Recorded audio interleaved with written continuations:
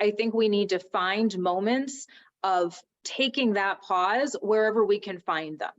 And that doesn't mean you need to go out and go for a walk or you need to have a meditation session. Those moments of pause really can be anywhere, having a meal, wherever they might be. Expanding possibilities, the mindset zone. I'm your host, Anna Malikian, and before we start, please remember to visit mindset.zone. Yes, instead of .com, it's .zone to access all the episodes and other amazing resources, all at mindset.zone. And if you want to get the free chapter of my book, Mindset Zone, please go to mindset.zone/book. Today, our special guest is Jenna Juniper. Jenna is the CEO at Housing Consultants of America, a consulting and training company focused on affordable housing. She has an absolutely inspiring story, and we are so happy to welcome her to the Mindset Zone. How are you today? I'm lovely. How are you? So I was really looking forward to do this interview with you because after we met in the National Speaker Association Arizona chapter, and I find your story so fascinating. So I'm very glad that you accept the invitation to be in the Mindset Zone. And I would love that you start by telling us, because you have this passion for preventing homelessness and expanding affordable housing. Can you tell us a little bit more about that? Yes. So really, I've been in this industry for well over 16 years. And as I've grown in this industry, my passion for ending homelessness and expanding affordable housing has just grown. And it's a continual need that we're bringing more awareness to in our country right now. Unfortunately, due to quarantine, the cost of living has become so high and families can't afford to live in housing that they used to be able to live in. And they're finding themselves living in cars, living in a family's house, sleeping on a couch. And so really what I want to do is I want to be able to change homelessness across America, not just in Arizona. Housing is one of our basic needs. And when we don't have that need being met, we can't excel in other areas. And so that then affects, as we're going to talk about today, our mindset. It affects our health. It affects so many other avenues of our lives. And so I have always felt that I want to help people. And one avenue I can do that is taking care of one of their basic essential needs, which is housing, and then being able to give them tools to succeed in other avenues of their life. And when you speak about this, is really, my background is psychology. I cannot immediately, when you speak, this is one of the basic needs. I thought about the Maslow pyramid of needs. Yes. That if we don't take care of having a place that we consider safe, it's the water, it's the food that we put in our tables, it's much more difficult to do other work, like self-development work, because there are other priorities that need to be met. And at the same time, it's a dance that sometimes we need the other work to be able to get out of that very precarious situations. Correct. And we need to be a village in that sense of supporting each other. But before exploring that different dimensions, the mindset, the society, I would love to speak also about this here. This passion that you have, this mission that you are living, start because of your own personal story. Do you mind to share that with our listeners? Of course, of course. You know, like I joke with many professionals in our industry, no one grows up thinking they're going to get into affordable housing or become a property manager and auditor. We never think that that's the industry we're going to go into. In fact, I wanted to be a teacher when I grew up. That was my passion at that point in time. And as I grew up, I made some poor choices right outside of high school. And because of those choices that I made, I fell away from my family. And I come from a very large Italian family. So we are close. You know, we're one of those families where you get together every Sunday for Italian dinner and there's 50 family members all gathered around the table. That was the culture I grew up in. And so to find myself as 18-year-old, and at that point I was a single mom in a very unhealthy and abusive relationship by myself in a world that I didn't have any resources. I didn't know what to do. All I knew is I had to take care of myself and take care of my son. And what could I do to meet our needs, our basic needs, as we just said. And I found hope in housing. I had actually was looking for an employment job, and I found a temp agency, and the temp agency put me at an apartment complex. And I knew nothing about affordable housing. I had never even heard the term, so this was all new to me. And sitting down, and I had no hope. It was as if I was just going there just to go through the motions. Something just told me I needed to be there. And listening to this person on the other side of the table tell me, your rent is paid for, don't worry about it. Now all you need to do is figure out, your basic essentials, food, things like that. But here we've now figured out your employment. I was working at an affordable housing property or temping there, and I fell in love with it. The stories I heard, the people that were coming in, everyone had a story of needing that roof over their head, that those keys made a difference to them and their life. So having that job, just working as a temp on an affordable property, opened all my doors. So let's press here the pause button, because there are so many, I think, so important details here. Okay, we all once in a while do choices that we are not proud of. Sometimes they can cascade in very unwanted consequences that we have to live with. You're in that situation with a young child. That makes everything even absolutely tougher. And you felt at the time that you didn't have the choice. You knew that you were not okay in that abusive relationship. You didn't feel much choices available, but somehow, even in that hopelessness, there was this opportunity of a job that you say, okay, even not knowing what is going to happen next, you say, okay, at least I'm going to be doing that. And it was almost a lottery ticket without you realizing, in the sense that not that immediately change everything, but it start like you had been before in a negative, vicious cycle, like a snowball that start with one bad decision that took to another bad decision and took you to a very bad situation.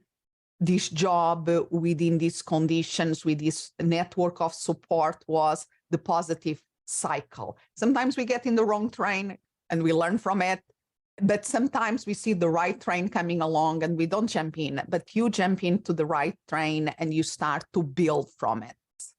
Yes. And it was not only building for me, it was building a future for my son. It was giving him the stability he needed, the roof over the head, the food, having employment, and then having housing. I'm meeting, as we just said, two of the basic needs are now being met. So I can then take care of myself. I can then put my mind in the right situation where I am thinking positively and thriving and not always in this negative mindset. And that was I would say, life-changing decision for me. And like you said, we all make poor decisions. That's part of our experience as humans. And this was a huge opportunity for me. And I think for me, it was just, it was hope. It was anything. And knowing I had that, not only employment, which is income to make my needs met, but roof over my head, two of my needs were being met immediately. And because of the way that they were structuring this network of support, because I think they didn't want us to be a band-aid. They want to do something, okay, we are giving you this extra support now, but you want you to fly afterwards. They also provide training, correct? Correct. Yep. All of our industry providers provide some sort of training, but I can say I was like a sponge. I took the basic training that they gave me and I wanted more. And I'm still that way to this day. I always want to learn more and empower myself. But at the same time, I believe that my knowledge is free. If I have someone who's in the same situation I was in, or someone who's starting new off in our industry, my knowledge is shared. We're all in this together. Anyone who wants to help make a difference in housing, I am always open to having them pick my brain, because it really does take a village and a team and a nation to move this needle of building more housing or getting individuals out of homeless shelters and into stable housing. And I find your story so inspiring, so many different levels. And one of the things is that you illustrate really one of my beliefs. I work a lot in the human potential arena, helping people really tap in and unlock their human potential. And I'm a true believer that we have more power than we think that we have. And you are the living proof of it once you start to release and exploring and learning new skills. Now you run a successful agency that is helping other people. You are in a mission. You are making a huge difference out there. I see your beautiful surroundings, even if the people are just listening and not seeing the video. So you really made it to the other side, and now you are in the mission of helping, of making a difference. And at the same time, yes, you have done your inner work. Absolutely. You grab the opportunity. You're saying you're like a sponge, Yes. absorbing the new training, learning, going for it, trying, and then becomes getting more hope and really taking that to the next level. And I always say that when we speak about the human potential, there is that inner work that all of us have to do. And sometimes it's the best starting point because it's the one that we have more control over. Let's be honest with you. Right. And at the same time, we cannot forget, like your story and so many other stories illustrate, that we are not human beings. We could be calling ourselves connecting beings. Oh, I like it. Yeah, we belong, is the need of belonging. One of the things that make us, as an animal species, we are not the fastest, we are not the strongest. We are very good when we put our heads together of collaborating. That is Yes. our big advantage in terms of evolution, is be able to collaborate with each other, to do more together than we can do alone. If our ancestors in the savannas in Africa were just loners, possibly we didn't yet survive and develop like we did. And sometimes we forget that yes, it's the inner work that we spoke, and how can we give that helping hand to the one that is in need? And how can we help people that, life circumstances, sometimes for their choices, sometimes without their choices. How many young kids are in very precarious situations and were not their choices, but independent, even if they were that horrible choices in life and they want to have an opportunity to make it better. I think as a society, we all win by making that happen. And that is what you, in many ways, with your work now you're doing. So it's their inner work. I call it the I work. And then the we work as a group, so the second dimension, but I like to bring a third dimension that is really important in terms of mindset and in terms of making things happen and stick. That is, we don't live in a vacuum. It's a culture, it's a system that we have to leverage us and change as much as possible to give us better opportunities. Yes. You are working on that. You are working in changing mindsets of people, and as a society, how we can change things around. Yeah. Well, we believe in, and the way we're taught when we interact with individuals, it's an I-we community structure. So it's, if I'm not taking care of myself, if I'm not doing my own self, then I can't empower we. I can't empower the community. I can't affect the community. And if then I can affect the community, then I can affect policy. I can affect change. So it's a tiered structure, as you just said. And if we don't start with taking care of ourselves, I can't help anyone else. I can't allow my energy to reflect off of me and influence others. And it's very, very hard in these situations when someone is homeless, living on the street with nothing. I mean, we're not even talking a cell phone. You literally just have the clothes on your back. That mindset is very, very hard to break and say, how do I take care of myself when I'm living on the street? And as we've talked, changing your mindset doesn't require money. It doesn't require you to be living in a mansion. It's something you can do when you're on a bus, when you're on a train. You can do this anywhere. And so that's why I'm so glad we're having these conversations, because it's needed. It's free. It's just your mind. And I remember when we start to speak about this, that you asked me when you learned that I have the mindset zone, that I do all this work in mindset, in the human potential. How can we help these people? And because I work with other people that are fully employed, going up in their corporation ladder, or leaders of organizations, owners of companies. And I was thinking how the things that I do there can help, because they have that basic needs met. Mm-hmm. Sometimes they forget to sleep and to eat properly, but that is it's a different set of issues and challenges. And I was thinking, when you throw me a challenge, if there was something that you could teach somebody that is homeless or in a very bad situation to start to turn things around. And I still remember one of the first things is listening to stories like yours. And you do that, having that hope. So I will start with that hope that is possible. Oof, so good. Knowing that is possible, that the other people have very, very dire situations, and with doing some inner work and with the right support, you don't have to be there forever. That is the first thing. And then I think, because one of the works that I do, that I call it the key to unlock our human potential, because it's something very basic.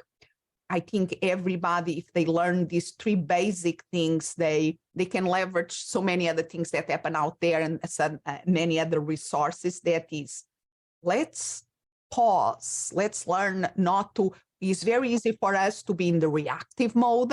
And mainly, like you were describing in the beginning, you are just trying to put food on the table, making sure that you have something to eat in your next meal. So it's very easy, if you are in a situation like that, to be in a reactive mode, where I'm going to sleep under which little protection or not I'm going to sleep today. So it's absolutely the reactive. We are in survival mode. Yes, that's a perfect way to put it. Yeah. And at the same time, even when we are in that survival mode, if we learn to press the pause button, okay, of being able to look to the circumstances, to see what other people are doing, if there is any resources out there, if maybe somebody that we knew in the street are not there anymore, or somebody that, let's not think even just homelessness, but an abusive relationship with a spouse. And thank God there are associations that provide that place to go in a safe way. So look around, because it's important to understand in terms of psychology, when we are in a stress fight mode, we see things in a narrow vision. If we are in survival mode, it's like there is a tiger, I want to run away. So it's very focused kind of tunnel vision. But if you have a kid, the kid is sleeping and you have a moment, try to see other people around and other things and try to see if there are possibilities. It's that pause that allows us to see this, to not be reactive, and to see that maybe there is something. Consider the possibility. If it was possible for the people, maybe, just start to, maybe it's possible for you.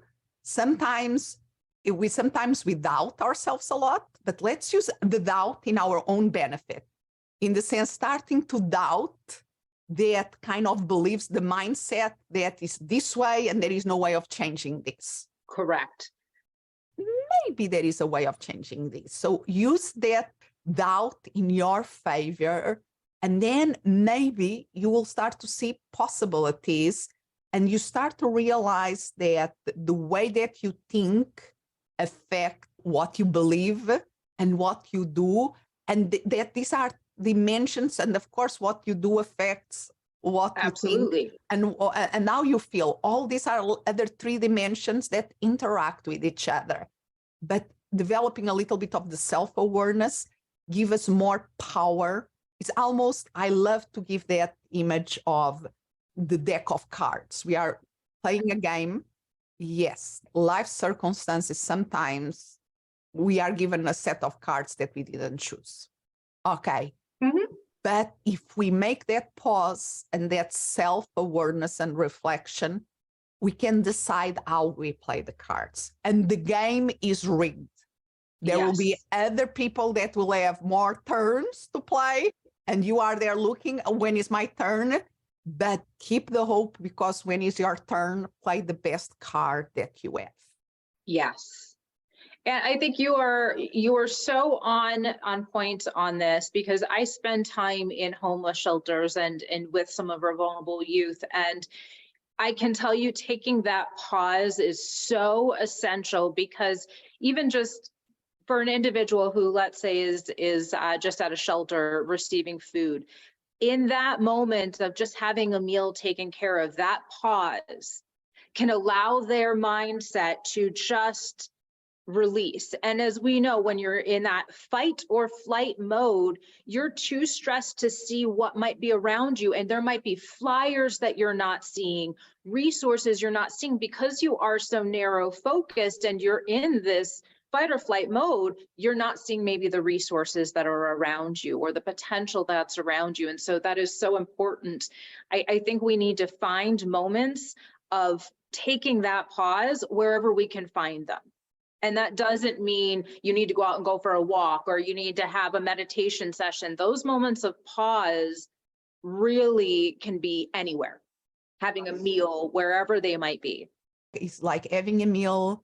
You are in a place that you can just be one moment and allow yourself to look around and see if there is something, some options, some opportunities there, knowing that you are going to try many things and many things are not going to work.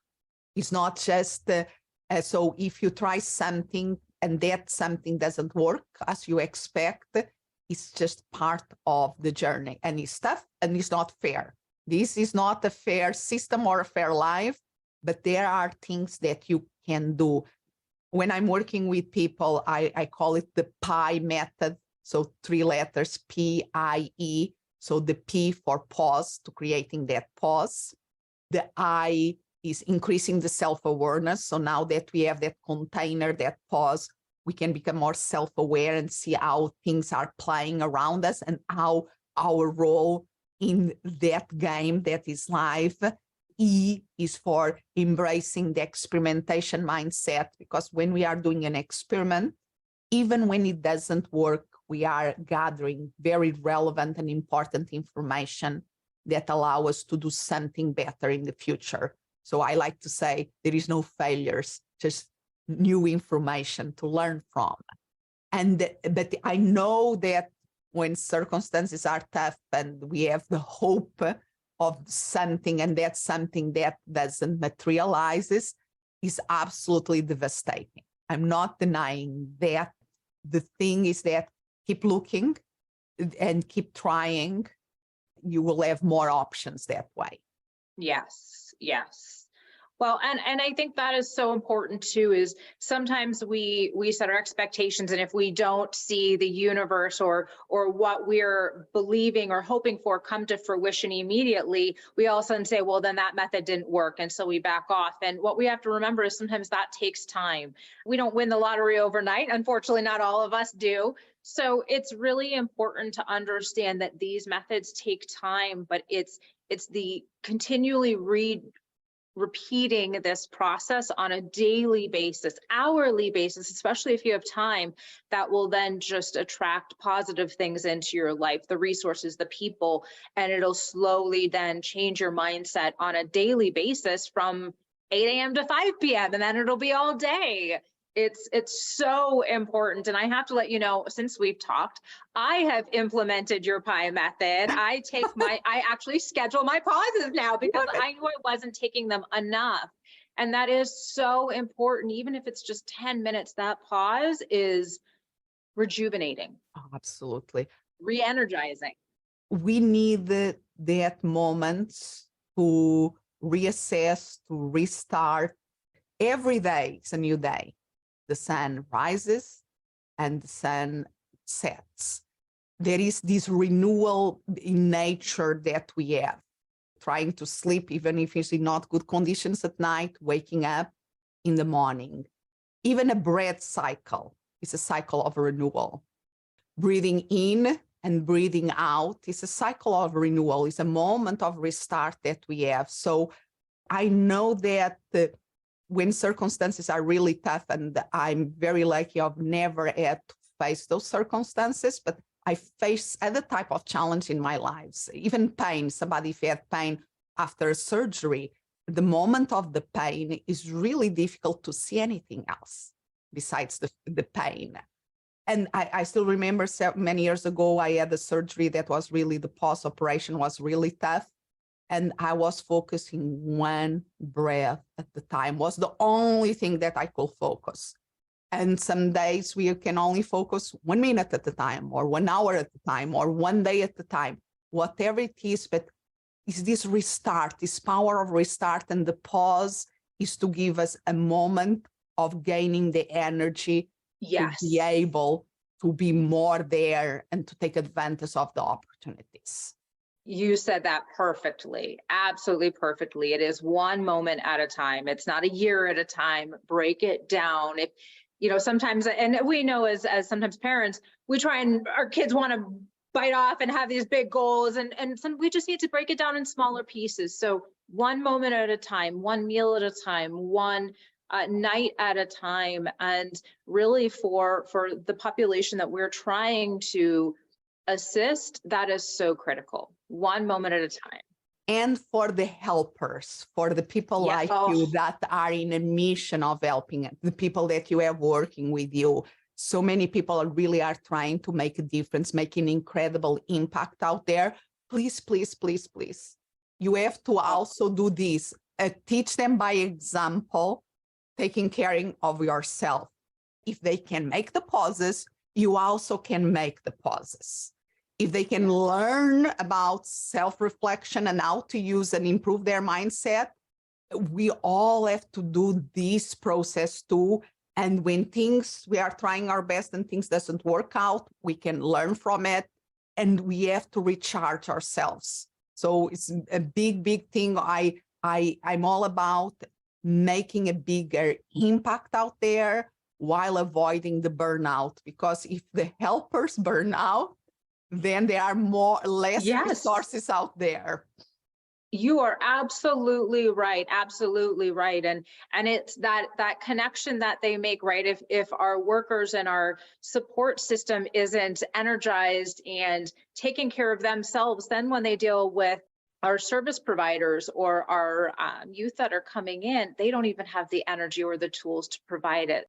And the thing, because if the people that are helping are in burnout, so burnout, imagine, is a flame that burns out and you only have ash. If they are in that, they don't have hope to give, because they possibly, it's not just being overtired. They are a little bit more cynic about everything, a little bit more, and they pass that energy that is not helpful for the people that is in the other side. So they don't believe that what they do really is making a difference. How they say, all of that is putting the oxygen mask first in order to be in a better position to give the resources, to give the hope, and to give examples of how people can change their mindsets. Yes, absolutely. Absolutely. I mean, it's always about the interactions we make, and they have the opportunity to just provide a moment of hope or moment of peace of mind for some of these individuals that are walking through their doors. And if they are burnt out and they don't have any energy, they're not going to inspire the individuals that are on the other side of that table for them. And that's what got me and changed my life, was just the kindness of someone on the other side of the table and the opportunity. But You're right. You're absolutely right. It's a trickle down effect. If we take care of ourselves, then we can pass it on to the individuals that we're serving, and hopefully they will pick up some of our energy. They'll feel that hope, and that will then spiral. That's what we need.